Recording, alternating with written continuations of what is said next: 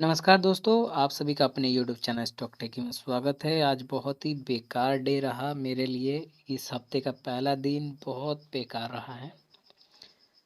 वो मैं सारी चीज़ें आपको डिस्कस करता हूँ क्योंकि मैंने 42K के अराउंड आज मैंने बैंक निफ्टी में बना लिया था। जब मैंने आप लोगों को टेलीग्राम पे बोला था कि 537.60 का आप as a support, as a resistant, ठीक है ना, ऐसा एसएल आप इसे यूज़ करिए और पुट आप बाय करके चल सकते हैं। ठीक है, उसके बाद जो है मैंने भी अपना पोजीशन लिया था। जब मैं पोजीशन लेता हूँ तो इतला करता हूँ और बहुत अच्छा खासा मैंने गेन कर लिया था। ऑलमोस्ट 42 के गेन किया था। अभी चलिए मैं दिखा देता हूँ, बस मैं ट्रेड नहीं दिखाऊंगा। अभी पोर्टफोलियो में काफ़ी चीज़ें हैं। ओवरऑल जब मैं बंद हुआ, इवन दैट कि मेरा ब्रोकरेज भी नहीं निकल पाया। इसके पीछे का एक ही कारण है, वो है मेरा यूएसडी आईएनआर का ट्रेड। यूएसडी आईएनआर में 5 मिनट में इंडोनेशिया का ऐसा न्यूज़ आया, ब्लूमबर्ग में वॉच कर रहा था तो ऐसा न्यूज़ आया कि 5 मिनट में तहस नहस कर दिया उसने मेरे पोजीशंस को। सारा का सारा मेरा कॉल लिया हुआ था, सारा का सारा चीज़ें करके मेरे को 1100 पे इसने क्लोजिंग दिया ऑलमोस्ट। ठीक है, और इवन दैट कि गेल इंडिया ने भी मेरे को पूरा दिक्कत दिया। उसके अंदर 6100 इन्वेस्टेड थे, अब वो 3500 का अराउंड है। लेकिन मैं इसके अंदर 10K लगाऊंगा। अभी मैं एवरेज करूंगा और जिनको ऐसे लेना वो आप लेके निकल सकते हैं। ठीक है, जो मैं ट्रेड करता हूँ मैं बताता हूँ। लेकिन इस वीक का थोड़ा मेरे को पहला डे एकदम बेकार रहा है।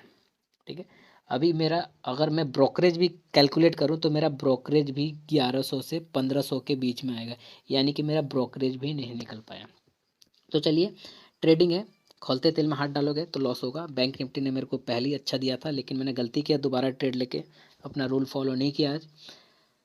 तो देखिए, ओके, ये एनालिसिस रहने वाला वीकली बेसिस पे, यानी कि पूरे वीक में क्या होने वाला है। डेली एनालिसिस नहीं आएगा, बहुत टाइम लगता है। तो आपको ये पूरे वीक में आप फॉलो कर सकते हैं इस चीज़ को। तो ये वीकली होगा, पूरे इस हफ्ते का होगा। अगर बीच में नया ब्रेकआउट या ब्रेक इन होगा करेंसीज के अंदर तो एक मैं नया वीडियो बना दूंगा, लेकिन ये पूरे वीक में एप्लीकेबल रहेगा। तो इसमें मेरे को इसे सॉर्ट आउट करने में काफ़ी थोड़ा टाइम लगा है, एनालाइज करने में। तो आप लोग इसे देख सकते हैं। तो पहले हम लोग सारी करेंसी का इंट्रा डे, यानी कि कल का क्या हाल रहने वाला वो हम लोग डिस्कस कर लेते हैं।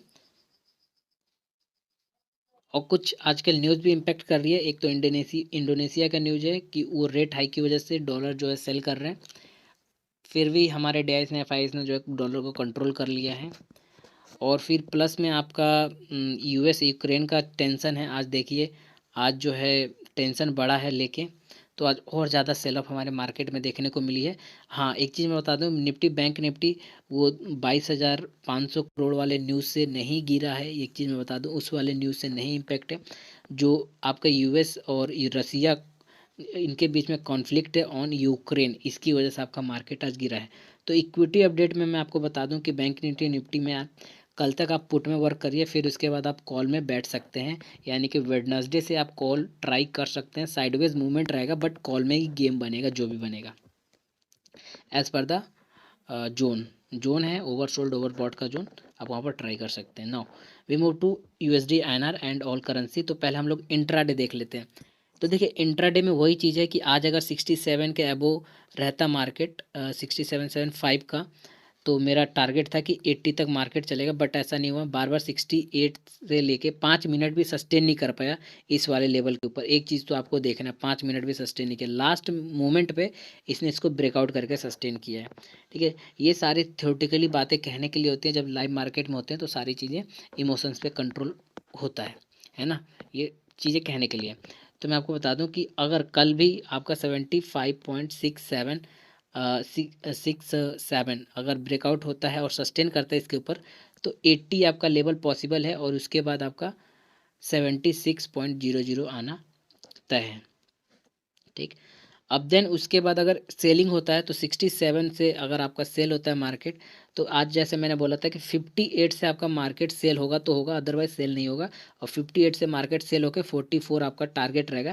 तो सेम टारगेट आपका निकल के आएगा कल भी अगर सेल होता है तो। या फिर आपका 80 टच करके मार्केट डाउन जाता है तो फिर आप 67 तक आप ट्राई कर सकते हैं। ये तो बात हो गया आपका इंट्राडे का। अब बात कर लेते हैं वीकली बेसिस का।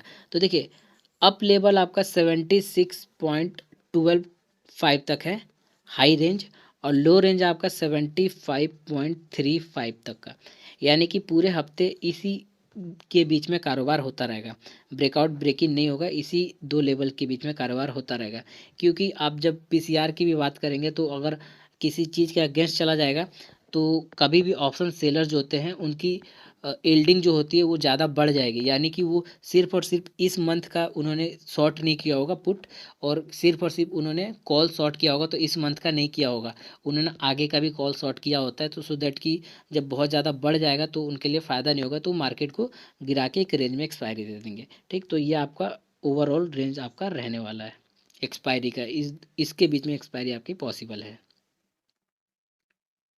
अगर हम बात करें जीबीपीआईएनआर का, तो जीबीपीआईएनआर का अपना एक अलग ही स्वैग है। तो वो 10 आज का जो इसने लो बनाया है, ज़बरदस्त बनाया है। आज ये 102 तक ये आया, फिर उसके बाद इसने रिकवरी भी किया विद इन आर।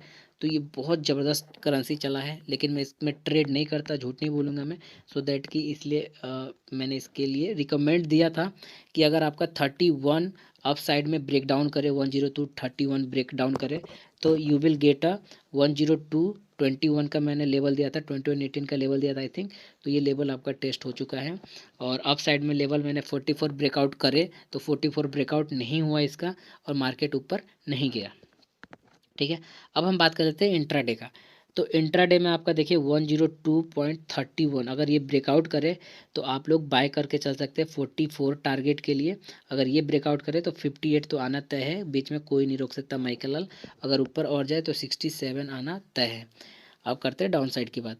इंट्राडे में अगर आपका 31 के नीचे सस्टेन कर जाए और आपको सेलिंग मिलता है तो आपका 102.14 का टारगेट होगा। ठीक है, और अगर नीचे सेल होता है तो 102 आपका नेक्स्ट लेवल निकल के आएगा। अब बात कर लेते हैं आपका वीकली।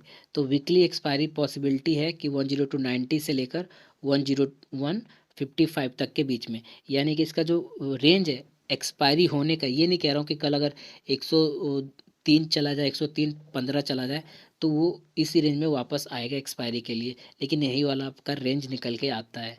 ठीक है, as per the rule. Now we move to euro INR. देखिए यूरो आईएनआर का, देखिए यूरो आईएनआर भी आज अच्छा खासा चला है, और आपका ऑलमोस्ट कुछ इस तरीके से मार्केट चल रहा है। और जैसे कि मैंने यूरो एनआर में आप लोग को बताया था कि यूरो एनआर एक बार नीचे की तरफ आएगा, और यूरो एनआर में नीचे की तरफ आज दबाव आया और यूरो एनआर आज डाउन साइड भी गया हुआ है। अगर आप वीडियो कल का देखेंगे, कल यानी कि फ्राइडे वाला वीडियो अगर आप देखेंगे तो मैंने बोला था। अब एक ये गैप बचा हुआ है, और मे बी आप एक यहाँ से सपोर्ट भी देख सकते हैं कि यहाँ से मार्केट एक सपोर्ट भी ले ले, तो अब कुछ भी होने को हो सकता है। लेकिन अब इंट्राडे में क्या ट्रेड बनेगा, तो एक तो आपका 85.6225 अगर ब्रेकआउट हो, सस्टेन हो, तो आप लोग 85.80 तक का पहला टारगेट होगा। दूसरा आपका जो टारगेट होगा 92 तक के लिए होगा। ठीक है, सेलिंग अगर बात करें तो इसी लेवल पे सेल होगा 85.55। ठीक है, इसके नीचे अगर सस्टेन करता है आप लोग सेल करके चल सकते हैं। 85.41 इज द पहला टारगेट, और सेकंड टारगेट आपका जो निकल के आएगा वो आएगा 33 पैसे। Got it. अब बात कर लेते हैं वीकली का। तो वीकली की अगर बात करें तो एक्सपायरी इस रेंज में होने वाली है, यानी कि 85 रुपीज़ 59 पैसा, यानी कि 60 पैसा 64 पैसा आप पकड़ के चल सकते हैं, एक दो पैसे का अप डाउन। और डाउन साइड में 84.74, यानी कि इसके बीच में थोड़ी बड़ी है एक्सपायरी, क्योंकि यहाँ पर एक गैप भी बचा हुआ है, तो मे भी एक्सपायरी इसी के आसपास में दे दे। अब चलते हैं आपका यूरो एनआर में, सॉरी जापानीज एनआर में। तो जापानीज आईएनआर में एज़ पर द रूल कोई ओपनिंग नहीं था। मार्केट आपका एक ही घंटे में आपका देखिए डाउन साइड मार्केट गया, देन उसके बाद रिकवर किया, आधा इसने रिकवर किया है, और फिर जहाँ पर इसने रिकवर किया यहीं से एक रेजिस्टेंस भी बन रहा है कि नीचे गिरेगा। तो एज़ पर द रूल यही कहता है कि मार्केट नीचे गिरेगा। तो नीचे गिरने का है क्या, 65.66 अगर ये ब्रेक डाउन करता है तो आपको जो टारगेट निकल के आएगा सेलिंग का 65.55 का पहला टारगेट होगा, और दूसरा आपका टारगेट होगा 48 का। इसके नीचे सेल ऑफ होता है 40 is the highest support, 40 is the highest support मैं पहले बता देता हूँ। यहाँ से फिर वापस एक बार रिवर्स जाएगा। अब बाय साइड की बोले तो आपका 65.7225 के ऊपर अगर सस्टेन करता है तो आपका पहला लेवल 81 का रहेगा टारगेट, और दूसरा जो टारगेट आपका रहेगा 93 का रहेगा। बीच में कहीं नहीं रुकेगा, 87 पे नहीं रुकेगा, टेंशन मत लीजिए क्योंकि है ही नहीं कुछ वहाँ पर, है ना। तो ये हो गया आपका इंट्राडे का लेवल। अगर हम एक्सपायरी के लेवल बोले, वीकली एक्सपायरी, तो 66.7 यानी कि आप पकड़ के चलिए 66 12 पैसा आप पकड़ के चलिए अप साइड में, और डाउन साइड में 65 पॉइंट आप मतलब 65 यानी कि 1 रुपये के बीच की एक्सपायरी है, यानी कि इसी के बीच में एक्सपायरी होगा। बट वन ट्विस्ट, आपका जीडीपी Q3 जीडीपी आ रहा है जापान का सुबह कल शाम सुबह 5 बजे, तो मे भी यहाँ पर वॉलेटिलिटी हाई देखने को मिले। और आपका यूरो आईएनआर, इसका आपका एक इंडेक्स आ रहा है। देन आपका जीबीपी आईएनआर, इसका भी आपका Q3 का Q4 का सॉरी उसका Q4 का जीडीपी आ रहा है जापानीज आईएनआर का। देन इसका जीपी का जो है आप लोगों का ईलो आ रहा है, यानी कि unemploy international labour law labour organisation जो एम्प्लॉयमेंट रेट प्रोवाइड करता है इनके कंट्रीज़ के अंदर, ब्रिटेन कंट्रीज़ के अंदर, वो आपका होगा। ठीक है, तो ये डेटा अच्छा आएगा तो बहुत ज़बरदस्त मार्केट चलने वाला GBP/INR का। अगर वीडियो अच्छा लगे तो लाइक शेयर और सब्सक्राइब करिए। जय हिंद दोस्तों, जय भारत।